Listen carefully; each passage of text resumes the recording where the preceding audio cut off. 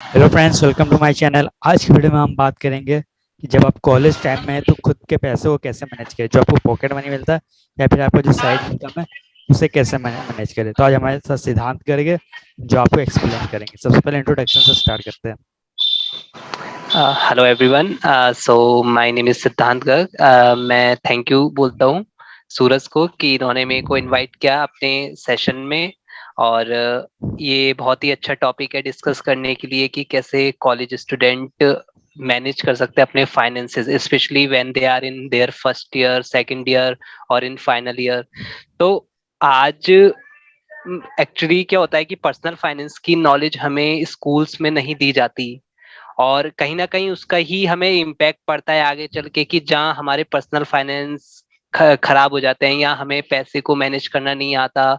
हम हमेशा सोचते हैं कि ठीक है, अब से बचाना शुरू करेंगे, सेव करना शुरू करेंगे, देन इन्वेस्ट करना स्टार्ट करेंगे, लेकिन वो नहीं हो पाता। और हाँ, वो हमारा जो पैसा है, हमारी मनी है, पॉकेट मनी है, या जो हमें अपने पेरेंट्स से मिलता है, या इवन हम कमाने भी लग जाते हैं, अर्न करना भी स्टार्ट करते हैं, तो वो हमारा सारा एंटरटेनमेंट में या फिर और डेली एक्सपेंसेस में स्पेंड हो जाता है।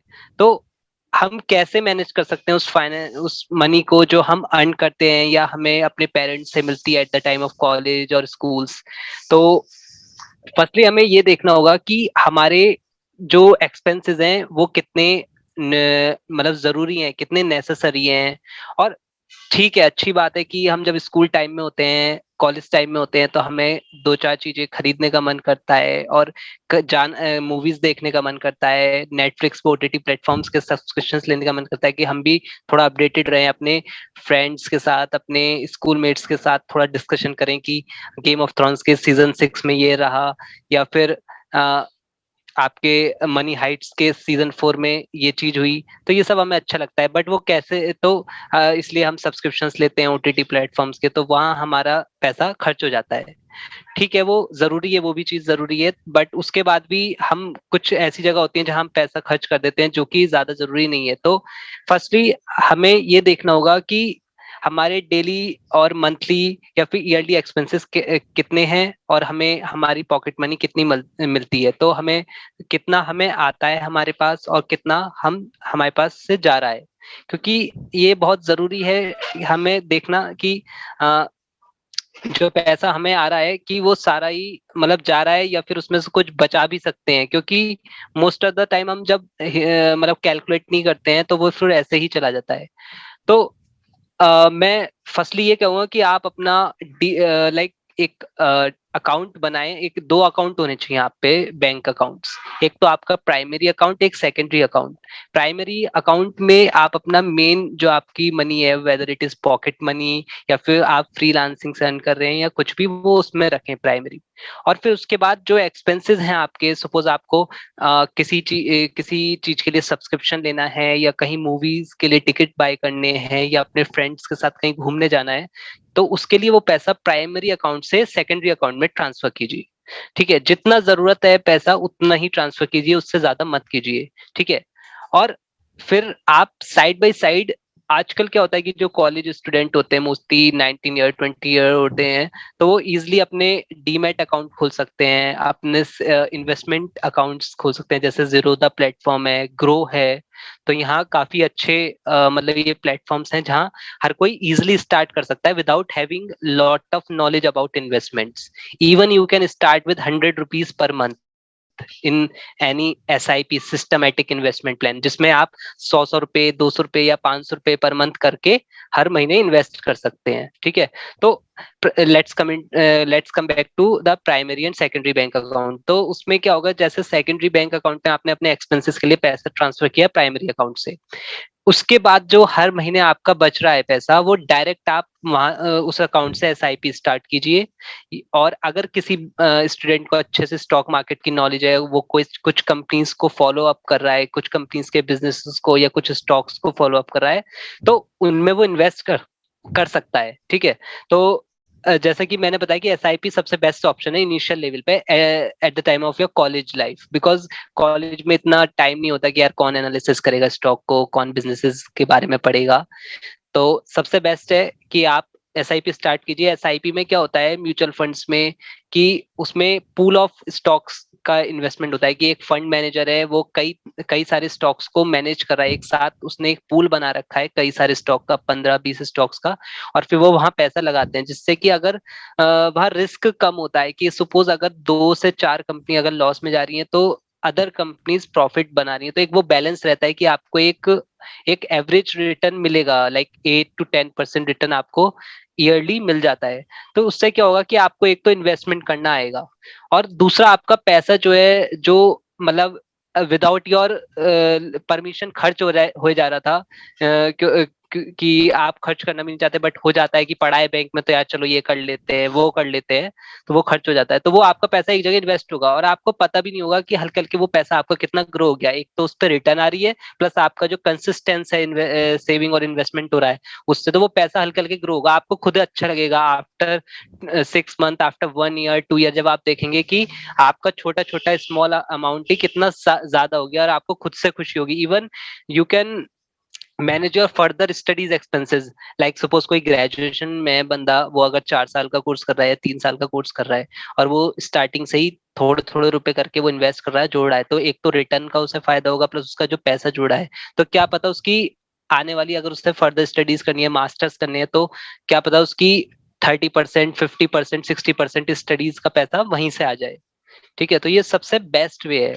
तो इससे ज्यादा नहीं सोचना है, क्योंकि stock market is very vast, personal finance is very vast. तो वो आप तब स्टार्ट कीजिए जब आप प्रॉपर जॉब करना स्टार्ट करें, क्योंकि तब आपकी अर्निंग्स भी बढ़ेंगी, तो आप एक प्रॉपर अमाउंट ऑफ मनी निकाल पाएंगे अपने इन्वेस्टमेंट्स के लिए। बट तब तक आप रैंडमली इन्वेस्ट कीजिए, और आपको एक अच्छा रिटर्न भी मिलेगा, और एक अच्छे से आपका मैनेज भी हो जाएगा। The best way is start SIP with minimum 100 rupees and up to 10,000 per month. सो ये बहुत अच्छा तरीका है। मैं पूछ रहा हूँ कौन मतलब इन्वेस्टमेंट के अलावा और क्या क्या कर सकते हैं एज ए कॉलेज स्टूडेंट। या सो इन्वेस्टमेंट के अलावा जैसे क्या होता है कि अगर आपको मतलब इन्वेस्टमेंट भी नहीं करना है, तो आप क्या ये कर सकते हैं कि आप कुछ मतलब ऐसे कोर्सेज वगैरह बाय कीजिए जो आपकी स्किल्स को बढ़ा रहे हो, क्योंकि आजकल क्या होता है बहुत सारे कोर्सेज आ चुके हैं ऑनलाइन, जिसे हम इजिली कर सकते हैं अपने फ्री टाइम पे, सैटरडे संडे, या अपने जब हमारे पास टाइम होता है, तो उन कोर्सेज को बाय करो, अपनी स्किल्स ग्रो करो, क्योंकि स्किल्स का ग्रो होना बहुत जरूरी है। आप देखते हैं कि आजकल सारी चीजें जो भी हैं वो मतलब ऑनलाइन होती जा रही हैं, और जितनी आप स्किल्स डेवलप करोगे तो वो उतना ही आपको फ्यूचर में फायदा होगा, क्योंकि skills always matters. So college तो आपको डिग्री दे देगा और कुछ स्किल्स भी सिखाएगा, बट आपको सपोज फर्दर स्किल सीखनी है, और आप पेरेंट्स के पास नहीं जा सकते कि मुझे फर्दर स्किल सीखने के लिए पैसा चाहिए, क्योंकि वो ऑलरेडी आपकी कॉलेज फीस में इन्वेस्ट कर चुके हैं। तो थोड़ा अजीब सा लगता है कि अब और पैसा मांगेंगे पेरेंट्स से, तो वो फिर सोचेंगे कि कहीं और तो नहीं खर्च कर रहा है या किसी और गलत चीज में। तो ये अच्छा है कि जो पैसा आप बचा पा रहे हो, उस पैसे को आप कोर्सेज बाय करो, और अच्छे से स्किल्स डेवलप करो। इतनी सारी चीजें हैं, इतनी सारी चीजें लर्न करने को है, जिससे आपकी जो आगे चल के करियर में प्रोफेशनली ग्रोथ होगी। प्लस ये आप आगे चल के और भी चीजें कर सकते हैं, साइड बाय साइड फ्रीलांसिंग कर सकते हैं उन स्किल्स के बेस पे। बिकॉज मैं देखता हूँ कि काफी कॉलेज गोइंग स्टूडेंट्स या full time employ side by side अपनी फुल टाइम जॉब या फुल टाइम स्टडी के साथ वो फ्रीलांसिंग करते हैं, मतलब प्रोजेक्ट्स उठाते हैं, और मतलब उन क्लाइंट से सीधे डायरेक्ट बात करते हैं कि if you are a graphic designer, if you are a content writer, if you are a blogging expert, if you are a video editor, so such kind of skills you can learn while using such money which you have just invested or thus or saved in your primary bank account. So you can buy online courses to learn such skills. मैं saving की बात करूं, जो फालतू के खर्चे होते हैं हमारे, उससे उससे या कैसे बचे, उससे कि खुद को कैसे बाहर निकालें। देखो, फालतू के खर्चे तो ये होता है कि हमने भी करे हैं, मैंने भी हाँ। जब मैं कॉलेज टाइम में था तो खूब खर्चे करता था, मतलब अपने फ्रेंड्स के साथ अपना कभी मूवी देखने चले गए या कभी कहीं और चले गए। तो ये है कि हमें एक अपना ना एक लिस्ट बनानी होगी कि हमें मंथली कितनी नंबर ऑफ मूवीज देखनी है, या ये नहीं है कि हम जबरदस्ती अपना बस एक स्टेटस या स्टैंडर्ड बस मेंटेन करने के लिए अपने ग्रुप ऑफ फ्रेंड्स में मेंटेन करने के लिए जबरदस्ती मूवीज देखने जा रहे हैं। हमें एक लिस्ट बनाना होगा कि हाँ, only one movie per month I can watch in the theatre, and या फिर मैं only in a year 2 or 3 times I will buy a subscription of any OTT platform। तो हमें थोड़ा सा डिसिप्लिन वे में चलना पड़ेगा, या फिर मैं बाहर आउटिंग्स पे कम जाया करूंगा, क्योंकि जब भी हम आउटिंग्स पे जाते हैं तो हमारा बहुत ज्यादा अमाउंट खर्च हो जाता है। तो हमें वो थोड़ा अपने आप पे कंट्रोल करना होगा कि नहीं, हमें नो बोलना सीखना होगा अपने फ्रेंड्स को, क्योंकि कभी कभी हम प्रेशर में आ जाते हैं कि हम कैसे नो बोले अपने फ्रेंड्स को, और यही फिर हमारे लिए प्रॉब्लमेटिक हो जाता है कि और फिर हमारा पैसा भी खर्च होता है। तो there is nothing wrong to say no whenever you feel like you don't want to go, because you have to save money। और खर्चे जो होते हैं हमारे, अननेसेसरी खर्चे बहुत ज्यादा हो जाते हैं, विदाउट हमारी बिना इच्छा के भी खर्च हो जाते हैं, तो उन्हें हमें रोकना है, मेन प्रायोरिटी हमारी है। तो हमें लिस्ट बनानी है कि हमें स्ट्रिक्ट रहना है उस पे, कि हमें पर मंथ एक ही मूवी देखनी है, या हमें पर मंथ बस 2 बार आउटिंग करनी है अगर बाहर जाके खाना भी खाना है। बाकी हम खुद से अगर हम हॉस्टल में रह रहे हैं तो हॉस्टल का ही खाना है, अगर हम घर पे रह रहे हैं तो हमें घर का ही खाना है। तो ये इस तरीके से हमें बहुत ज्यादा अपने आप पे कंट्रोल करना होगा, डिसिप्लिन रहना होगा। तो हम कुछ इस तरीके से अगर लिस्ट बनाएं तो ये डेफिनेटली आपके एक अननेसेसरी जो एक्सपेंसेस है उन्हें कम करेगा। ओके, तो आप अपने साइड से कोई टिप्स दोगे किस तरह से फाइनेंस को मैनेज करें, एक शॉर्ट टिप? यस, तो सूरज, मैंने क्या किया था कि मेरे फ्रेंड्स भी बहुत कहते थे कि यार चल रहे हैं सिद्धांत, बट मैं, जैसे मैंने अभी बताया कि मैं स्ट्रिक्ट बहुत रहता था कि मुझे नहीं करना है तो नहीं करना है ये खर्चा। तो मैं क्या कहता था, सीधा मैं अपना पैसा मैं इन्वेस्ट कर देता था। तो क्या होता था ना कि फिर मेरे पे ऑप्शन ही नहीं रहता था, मैं बोल सकता था कि यार अभी अकाउंट में मेरे पास पैसा है ही नहीं। ठीक है, तो मैं सीधा ये करता था कि जो भी मेरा प्राइमरी अकाउंट में होता था मैं उसे मोस्टली इन्वेस्ट ही कर देता था, कि जिससे मेरा पैसा रहे ही ना मेरे अकाउंट में, क्योंकि अगर पैसा होगा अकाउंट में तो खर्च होना ही है। तो इसलिए मैं पैसा रखता ही नहीं था प्राइमरी अकाउंट में, बहुत कम, और अगर सेकेंडरी अकाउंट में ट्रांसफर करता था तो उतना जितना मुझे चाहिए, और बाकी का मैं सारा पैसा हाथ के हाथ ऑन द स्पॉट इन्वेस्ट कर देता, जैसे ग्रो में या जीरोधा में। तो ये बहुत सही तरीका है, आपको आप अपने पर्सनल फाइनेंस मैनेज कर सकते हैं। आप बाद में you can withdrawal such money whatever you have invested in Groww और Zerodha platform, you can always withdrawal such money.